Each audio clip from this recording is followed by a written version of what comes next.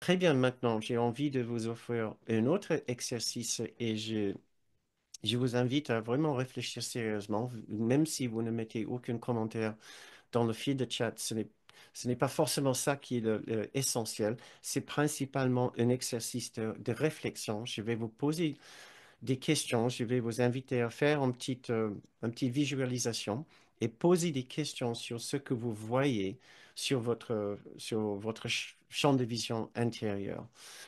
Et c'est par ce moyen que j'espère nous emmener une réflexion qui va nous aider à dépasser euh, les dépasser une certaine dynamique dans notre esprit, une certaine façon de faire, devenue tellement automatique et justifiée dans notre esprit. Nous justifions cette façon de faire.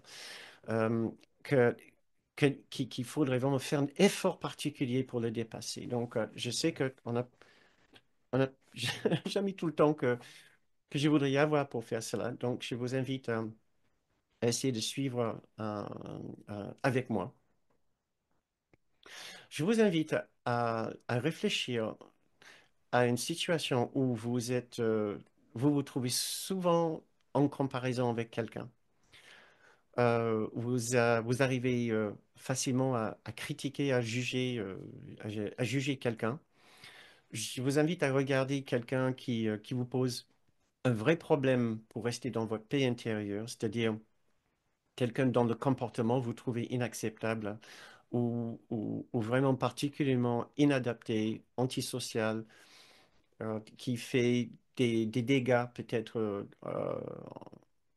envers à son entourage ou à ses concitoyens. Parce que nous sommes ici maintenant au mois de mars 2025 et il y a plusieurs foyers de violence et d'injustice dans le monde. Donc, nous sommes souvent, en regardant les infos, les informations, interpellés par ce qui se passe dans d'autres parties du monde. Mais des fois, on n'a pas besoin de regarder très loin non plus. Ça peut être quelqu'un dans notre propre famille. Pensez à quelqu'un que vous avez du mal à apprécier. Cette personne peut vous irriter, vous rendre impatient, euh, euh, vous mettre mal à l'aise, peut vous faire peur, vous rendre triste. Vous avez peut-être déjà pensé à la personne. Maintenant, nous allons essayer de faire une petite analyse de la personne, ce chez cette personne qui nous fait dire ce que nous disons et penser ce que nous pensons. Euh, Tout d'abord, nous voulons entendre dans une partie de notre esprit la, le, le phrase de ce genre qui dit que je ne suis pas comme ça, je ne ferai jamais ça, je n'irai jamais des choses pareilles, je ne me présenterai jamais comme ça. Euh, il est inacceptable d'agir de cette façon, ce genre de choses. C'est ce genre de situation que nous cherchons, où nous voyons vraiment une différence importante entre la personne que nous pensons être et cette personne à laquelle nous pensons. Maintenant, essayons de trouver spécifiquement l'attitude chez cette personne qui vous dérange, le trait de caractère qui motive le comportement que vous n'aimez pas. Ça peut être de l'égoïsme, de l'agressivité, le fait de vouloir dominer les autres, le fait de vouloir quelque chose au point de manipuler ou influencer d'autres personnes,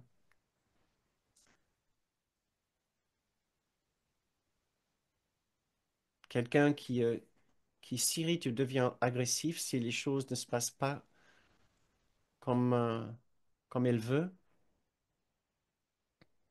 le genre de personne qui peut même devenir agressif.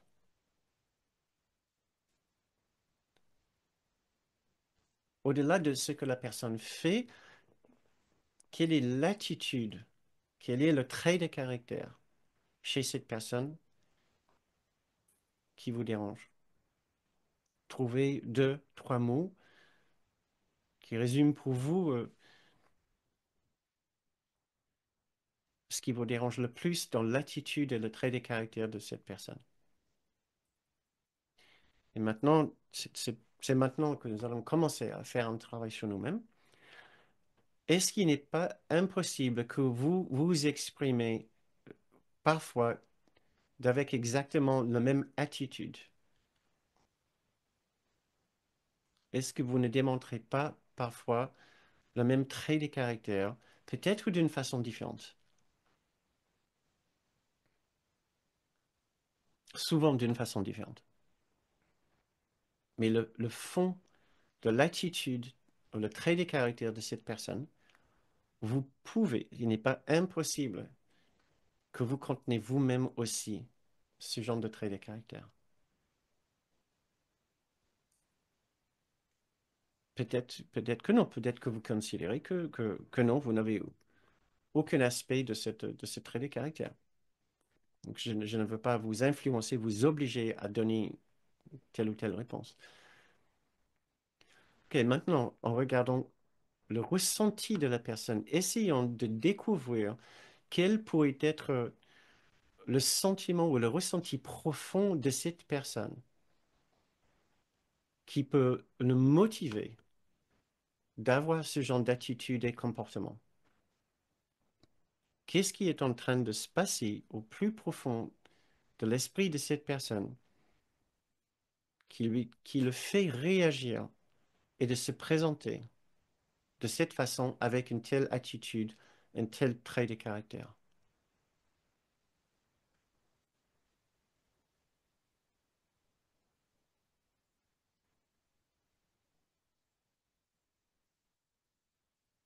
Qu'est-ce qui est en- Il y a d'abord son comportement évident, objectif.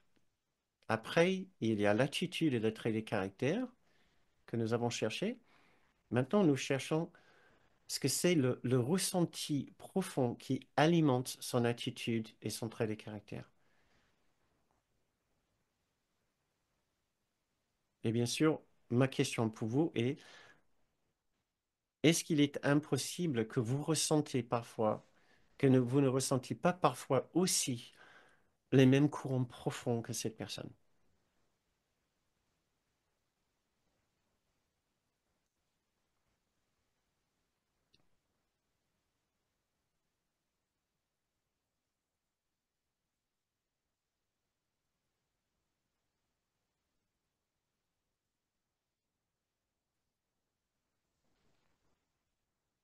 Très bien.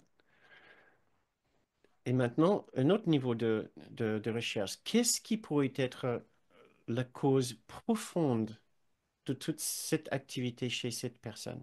En pensant à toutes nos discussions jusqu'ici par rapport à la séparation, à la culpabilité ontologique, le travail que nous avons fait la semaine dernière, de comprendre, d'apprécier avec compassion ce qui peut être la douleur d'autres personnes si nous ressentons cette difficulté d'accepter l'innocence, si nous ressentons cette difficulté de nous débarrasser de ce sentiment de culpabilité. Cela devrait être, c'est évident que cela devrait être pareil pour d'autres personnes. Qu'est-ce qui alors pourrait être la cause profonde de de ces troubles, de ces difficultés chez cette personne qui le rend si agressif, si égoïste, si incapable de penser à d'autres personnes?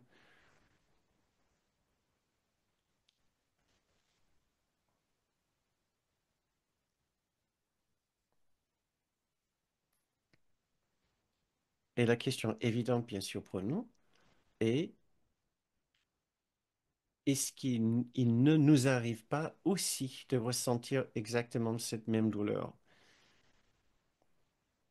cette douleur profonde de séparation, cette difficulté de nous sentir bien dans la vie, telle qu'elle est la vie, de nous sentir entièrement complets, aimés, profondément reconnus tels que nous sommes?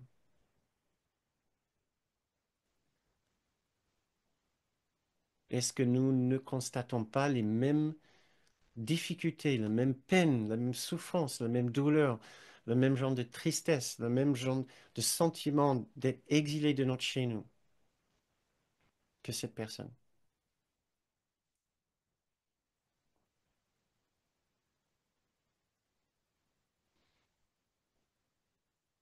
Maintenant, une autre question. Est-ce qu'il n'est pas impossible que nous soyons bien plus pareils à cette personne que nous soyons différents? Est-ce que nous ne sommes pas très semblables à un niveau profond, au niveau de ce qui nous dérange, de ce courant profond en notre esprit, en l'esprit de cette autre personne, ce profond sentiment de désarroi et de tristesse et de peur et de honte venant de sa conviction dans la séparation.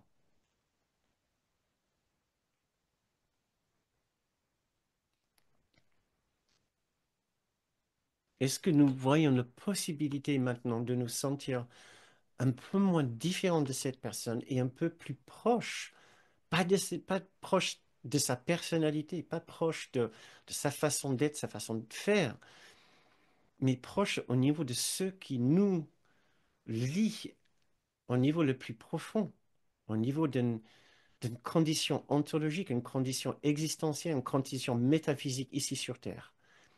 Il est perdu ici parmi 8 milliards d'autres individus en pensant qu'il est un individu tout comme nous. Et cela nous rend parfois profondément tristes et aussi totalement terrifiés. Est-ce qu'il n'est pas possible que nous soyons vraiment semblables à cette personne?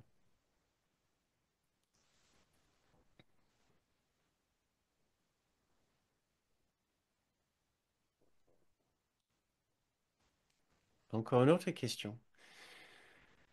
Est-ce qu'il n'est pas possible que nous soyons tous les deux en train juste de puiser dans l'esprit de l'ego universel pour ces messages de désarroi, d'exil, d'abandon, de culpabilité et de honte? Au lieu d'être des personnes différentes, peut-être nous partageons le même esprit, en train de faire la même erreur, en train de choisir le même ego universel pour remplacer notre magnifique esprit juste.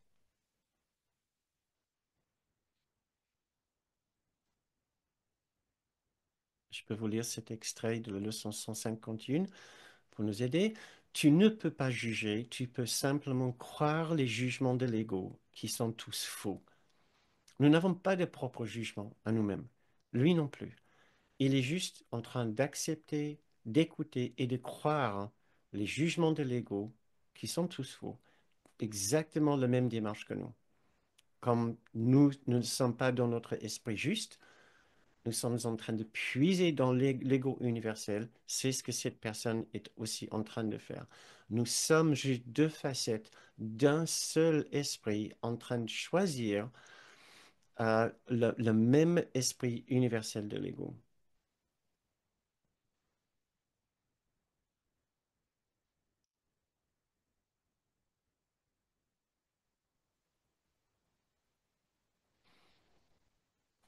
Et pour commencer à sortir de cet exercice, je vous offre la possibilité de toujours ressentir une différence, de vous sentir en lien fraternel avec cette autre personne.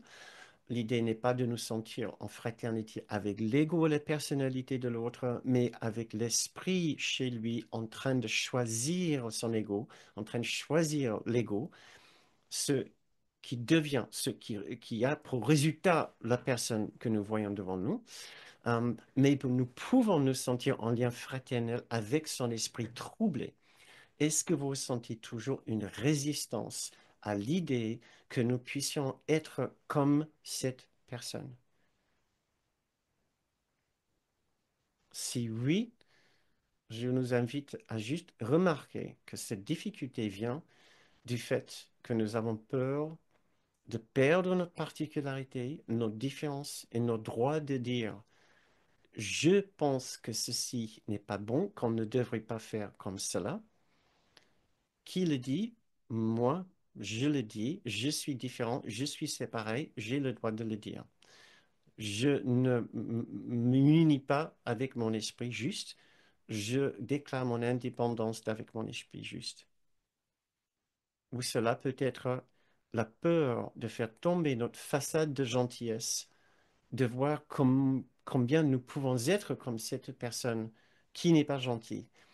Cela commence à fissurer notre façade de gentillesse et d'exposer notre ego.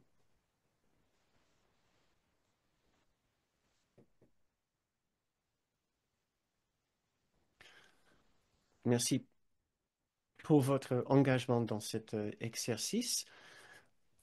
Je voulais, je vous l'avais proposé pour nous mener, pour faire un vrai travail plus profond sur nos automatismes d'esprit et de voir qu'ils ne sont pas ce que nous pensons, ces automatismes, ces façons de faire.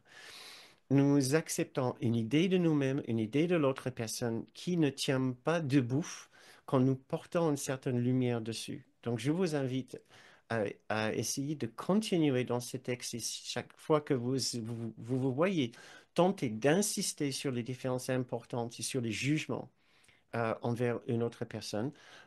Je vous invite à fissurer votre argumentation et votre logique pour laisser paraître une lumière derrière, la lumière de votre propre esprit juste qui dit, vous ne pouvez pas avoir raison si l'unité est toujours une unité, aussi bien dans le sombre, dans le recoin sombre de l'ego, l'ego universel, que dans la magnifique lumière de notre esprit juste.